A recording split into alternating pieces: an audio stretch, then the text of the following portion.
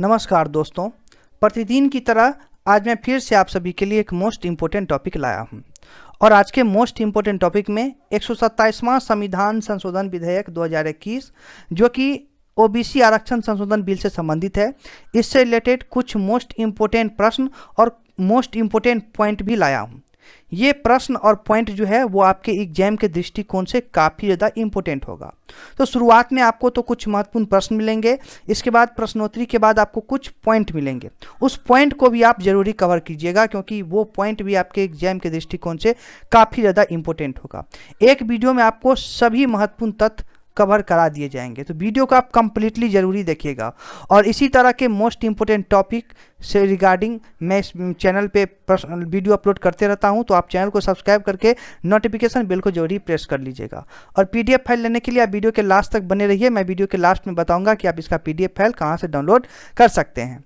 तो आइए सबसे पहले हम स्टार्ट करते हैं पहला प्रश्न से। पहला प्रश्न है कि सामाजिक न्याय और अधिकारिता मंत्री कौन है। यह जानना आपको काफ़ी ज़्यादा जरूरी है। तो याद रखिएगा आप सभी कि सामाजिक न्याय और अधिकारिता मंत्री हैं डॉक्टर वीरेंद्र कुमार। अगला प्रश्न है कि लोकसभा में सरकार ने किस वर्ग से संबंधित, प्रश्न को आप अच्छे से देखिएगा। कह रहा है कि लोकसभा में सरकार ने किस वर्ग से संबंधित संविधान 127वां संशोधन विधेयक 2021 पेश किया है। तो ये जो है अन्य पिछड़ा वर्ग से संबंधित पेश किया है। याद रखिएगा, अन्य पिछड़ा वर्ग यानी ओबीसी से संबंधित।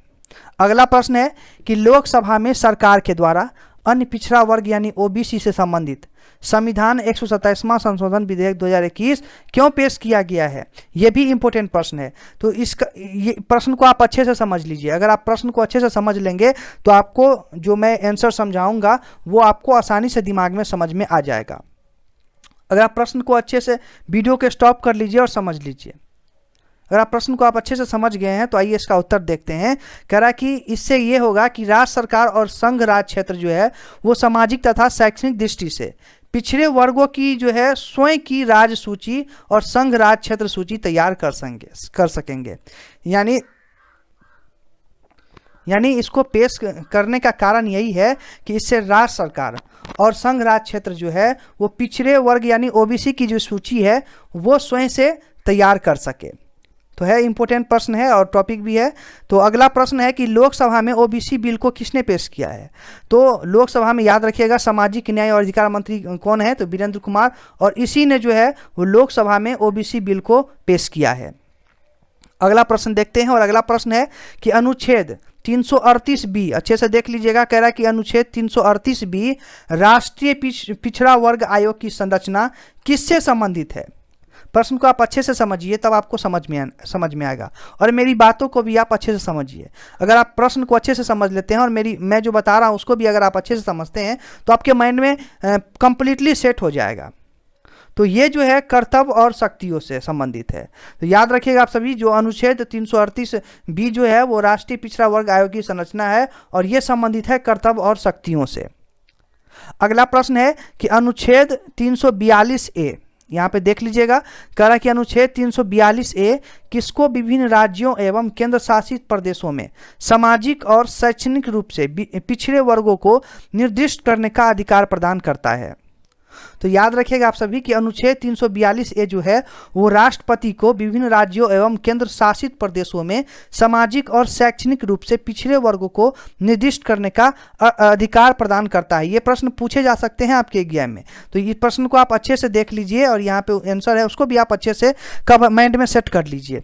सभी प्रश्न इंपॉर्टेंट है, करंट अफेयर पे आधारित है। आपके एग्जाम में ये इस टॉपिक से प्रश्न जरूर ही पूछे जाएंगे, इसलिए आप सभी प्रश्न को कवर कीजिए। अगला प्रश्न है कि वर्ष 2018 से 102वें संविधान संशोधन अधिनियम द्वारा अनुच्छेद 342 के बाद भारतीय संविधान में कौन से 2 नए अनुच्छेदों को जोड़ा गया है। तो इस प्रश्न को भी आप अच्छे से समझिए। वीडियो को स्टॉप कर लीजिए और समझिए।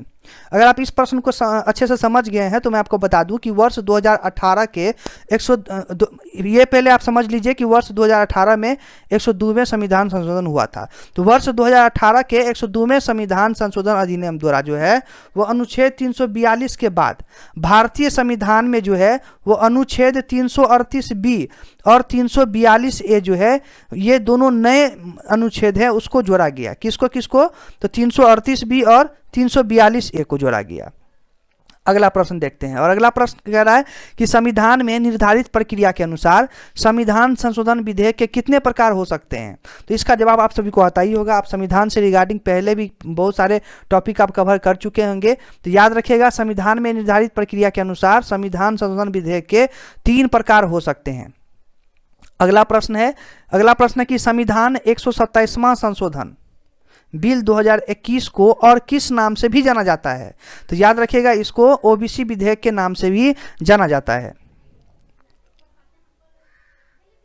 अगला प्रश्न देखते हैं। अगला प्रश्न है कि कौन से संविधान संशोधन के बाद से राज्यों के पास सामाजिक और शैक्षणिक रूप से पिछड़े वर्ग की पहचान करने का अधिकार नहीं है। तो इसका जो उत्तर होगा वो होगा 102वें संविधान संशोधन। तो कुछ इंपोर्टेंट प्रश्न जो थे वो तो मैंने आपको कवर करा दिया है, और ये कुछ इंपोर्टेंट पॉइंट है, इसको आप जरूरी कवर कीजिए, क्योंकि इस पॉइंट में कुछ मतलब इस पॉइंट ये ऐसा है कि आपके एग्जाम के दृष्टिकोण से काफ़ी ज़्यादा इंपॉर्टेंट होने वाला है। तो आप पॉइंट को अच्छे से कवर कीजिए, और आप चाहिए पॉइंट को आप और भी अच्छे से पढ़ना चाहते हैं, सेल्फ स्टडी करना चाहते हैं, तो आप पीडीएफ फाइल मैं वीडियो के लास्ट में बताऊंगा आप पीडीएफ फाइल कहाँ से ले सकते हैं। वो पीडीएफ फाइल डाउनलोड कर लीजिएगा और आप अच्छे से इसको पढ़ डालिएगा।